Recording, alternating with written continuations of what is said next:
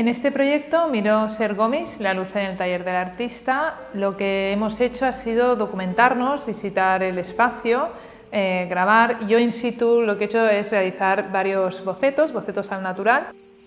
Para mí la arquitectura es la herramienta perfecta para explicar la luz. Y justamente en este proyecto es cuando la luz realmente cobra mucho protagonismo, porque es como el hilo conductor entre las tres disciplinas, entre la arquitectura, a través de Sert, entre la pintura, a través de Miró, y entre la fotografía, a través de Gomis.